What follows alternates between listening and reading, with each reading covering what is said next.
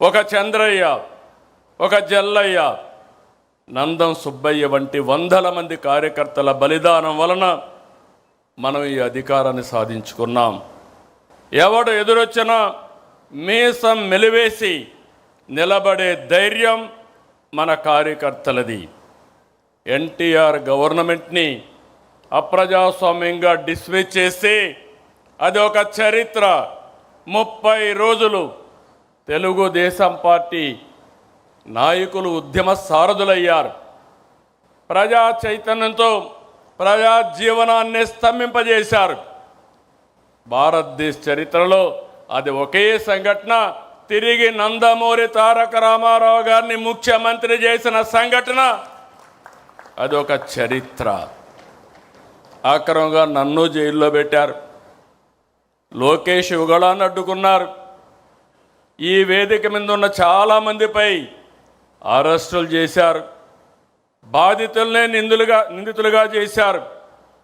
అయినా ఏ కార్యకర్త నాయకుడు తల వంచలేదు, వెనకడుగు వేయలేదు, పోరాటాలు ఆపలేదు. ప్రజాస్వామ్యం కోసం, ప్రజల కోసం నిలబడ్డాం. అందుకే 2024 ఇంత మునుపు కూడా అనేక సార్లు పొత్తులు పెట్టుకున్నాం. కానీ మొన్న ఎన్నికల్లో మీరు చూస్తే మనం అందరం ఆలోచించుకున్న తర్వాత జనసేన పవన్ కళ్యాణ్ గారు ముందుగా వచ్చి వ్యతిరేక ఓటు తీరడానికి వీలు లేదు, కలిసి పనిచేయాలని అనౌన్స్ చేశారు. ఆ తర్వాత బీజేపీ కూడా ముందుకొచ్చి ఈ రాష్ట్ర పునర్నిర్మాణం జరగాలని 3 పార్టీలు కలిసి ఎన్డీఏ ఏర్పడ్డాం. మిత్రపక్షాలతో ఎన్నికలకు వెళ్ళాం. ప్రజలు ఆదరించారు, ఆశీర్వదించారు. పునర్నిర్మాణ బాధ్యత మనకు అప్పజెప్పారు. నేను చాలా ఎన్నికలు చూశాను. అలాంటివన్నీ మీరు చూస్తే 93% స్ట్రైక్ రేట్, 144% సీట్లు, అపోజిషన్కి ప్రతిపక్ష హోదా కూడా ఇవ్వకుండా పూర్తిగా మన మీద నమ్మకం పెట్టుకున్నారంటే ఇది ఒక చరిత్ర. ఆ చరిత్రను కాపాడుకునే బాధ్యత మన పైన ఉంది. ఎన్నికల కంటే ముందే చెప్పాను, గతంలో 3 సార్లు చేసిన అభివృద్ధిని, ఆనాడు ముఖ్యమంత్రిగా చేసిన అభివృద్ధిని ఈ ఒక్క టర్మ్లోనే పూర్తి చేస్తానని చెప్పాను. అందుకే పాలనలో ప్రోగ్రెసివ్గా వెళుతున్నాం. తెలుగుదేశం పార్టీ మూల సిద్ధాంతాలలో మహిళా సాధికారత ఉంది. నాటి నుంచి నేటి వరకు ఆడబిడ్డలకు ఆర్థిక గౌరవం, సామాజిక గౌరవం, రాజకీయ గౌరవం ఇచ్చింది తెలుగుదేశం పార్టీ. ఎన్టీఆర్ హయాంలో మహిళలకు ఆస్తి హక్కు నుంచి నేటి తల్లికి వందనం వరకు అనేక పథకాలు అమలు చేశాం. విద్యా ఉద్యోగాలతో పాటు స్థానిక సంస్థల్లో మహిళలకు రిజర్వేషన్లు పెట్టాం. మళ్ళీ హామీ ఇస్తున్నా, ఈరోజు మహానాడుని మహిళలకు అంకితం చేశాం. చట్టసభల్లో మహిళలకు 33% రిజర్వేషన్లు సాధిస్తాం. కేంద్రంతో కలిసి పనిచేస్తాం. నరేంద్ర మోడీ గారి నాయకత్వంలో తప్పకుండా ఒక చరిత్ర తిరగరాస్తామని మరొక్కసారి ఆడబిడ్డలందరికీ విజ్ఞప్తి చేస్తున్నా. మీ అవసరాలను గుర్తించి ఎన్నికల్లో పథకాలు ప్రకటించాం. అనేక ఆర్థిక ఇబ్బందులు ఉన్నాయి, మీకు ఇచ్చిన మాట నెరవేరుస్తున్నాం. ప్రతి బిడ్డను చదివించుకోవాలని తల్లుల ఆకాంక్షను అర్థం చేసుకుని తల్లికి వందనం కింద ఎంతమంది పిల్లలుంటే అంతమంది పిల్లలకు 15,000 చొప్పున తల్లి అకౌంట్లో వేస్తున్నామని చెప్పి కూడా నేను మీకు తెలియజేస్తున్నా. విద్య, ఉద్యోగం, ఉపాధికి వెళ్ళే ప్రతి ఆడబిడ్డకు చేయూత ఇవ్వాలని, ఆర్థికంగా వెసులుబాటు ఇవ్వాలని స్త్రీ శక్తి తెచ్చాం. నేడు ఉచిత బస్సు ప్రయాణం బిగ్ హిట్. ఎక్కడ పోయినా ఏ బస్సులో చూసినా నా ఆడబిడ్డలే కనపడుస్తున్నారు. వాళ్ళను చూస్తే నాకు ఎక్కడా లేనటువంటి సంతోషాన్ని ఇస్తా ఉందని చెప్పి కూడా నేను మీకు తెలియజేస్తున్నా. మహిళల వంటింటి కష్టాలు తగ్గించేందుకు నాడు గ్యాస్ కనెక్షన్ ఉచితంగా ఇచ్చాం. నేడు ఉచితంగా 3 సిలిండర్లు సంవత్సరానికి ఇస్తున్నాం. 1,00,000 మంది మహిళలను పారిశ్రామికవేత్తలను చేశాం. మరో 5 లక్షల మంది లక్ష్యంగా పెట్టుకున్నాం. స్వయం ఏపీతో బ్రాండింగ్ కూడా చేస్తున్నాం. మహిళల రక్షణకు అత్యంత ప్రాధాన్యత ఇస్తున్నాం.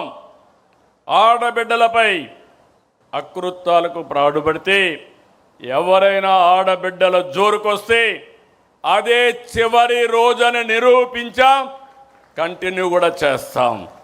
గంజాయి డ్రగ్స్పై అత్యంత కఠినంగా ఉన్నాం. సోషల్ సైకోల తాట తీసి మహిళల ఆత్మగౌరవాన్ని కాపాడుతాం, నిలబెట్టుకుంటాం. మొన్నటి విజయంలో మహిళలదే కీలక పాత్ర.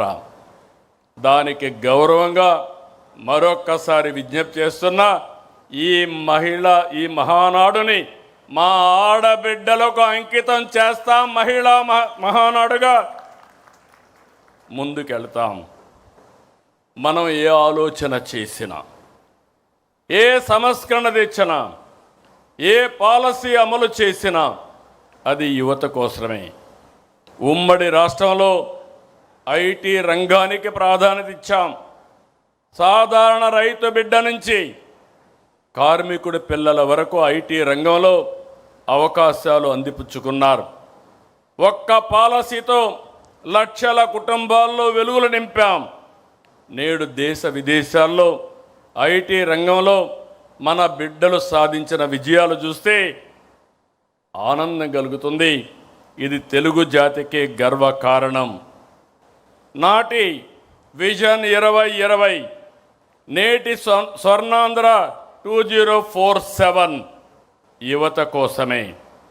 నేను ఒకటే విజ్ఞప్తి చేస్తున్నా, యువగళం కింద ఆనాటి జనరల్ సెక్రటరీ, ఈరోజు వర్కింగ్ పార్టీ ప్రెసిడెంటు రాష్ట్రమంతా తిరిగారు. యువగళంలో నిర్దిష్టమైన హామీలు ఇచ్చారు. ఈ ప్రభుత్వం ఇచ్చిన హామీల కంటే ఎక్కువ అమలు చేయడానికి సిద్ధంగా ఉన్నాం. నేను మళ్ళీ విజ్ఞప్తి చేస్తున్నా, teenagers, gen alpha, gen Z, ఈ ముగ్గురికి విజ్ఞప్తి చేస్తున్నా, మీ ఆలోచనలు మీ మైండ్లో ఏమున్నాయో దానికంటే బియాండ్గా తెలుగుదేశం పార్టీ ఆలోచిస్తున్నాం, ముందుకు తీసుకెళ్తాం. నాడు ఒక్క ఐటీనే యువత తలరాత మార్చింది, తలసరి ఆదాయం పెంచింది, జీవన ప్రమాణాలు పెరిగాయి, అసమానతలు తగ్గాయి. నేడు అంతకు మించి అవకాశాలు కల్పిస్తున్నాం. ఏఐ, క్వాంటమ్, డేటా సెంటర్లు, IT, space, aerospace, drone, defence, electronics, automobile, semiconductor. మీరు ప్రపంచంలో ఏ టెక్నాలజీ ఉన్నా దానికి చిరునామాగా ఆంధ్రప్రదేశ్ ఉంటుంది. అది నా హామీ. ఇంకొక పక్క గ్రీన్ ఎనర్జీ, రెన్యూవబుల్ ఎనర్జీ కూడా ముందుకెళ్తున్నాం. 23 నెలలు 23 లక్షల కోట్ల రూపాయలు పెట్టుబడులు. ఇవి పూర్తయితే 23 లక్షల మందికి ఉద్యోగాలు. ఆ రోజు చెప్పింది 20 లక్షల మందికి ఉద్యోగాలు ఇస్తున్నాం. ఇప్పటికే మనం చేసుకున్న ఎంఓయూలన్నీ పూర్తి చేసి 23 లక్షల ఉద్యోగాలు వస్తాయి. నేను మాట చెప్పడం కాదు, ఇప్పటికే మీరు చూస్తే 282 ఎంఓయూల్ని కార్యరూపం చేశాం. 11,54,136 కోట్ల రూపాయలు పెట్టుబడులకు క్లియరెన్స్ ఇచ్చాం. 10,37,067 మంది ఉద్యోగులు, 282 ఎంఓయూల్ని కార్యరూపం చేశాం. 11,54,136 కోట్ల రూపాయలు పెట్టుబడులకు క్లియరెన్స్ ఇచ్చాం. 10,37,067 మంది ఉద్యోగ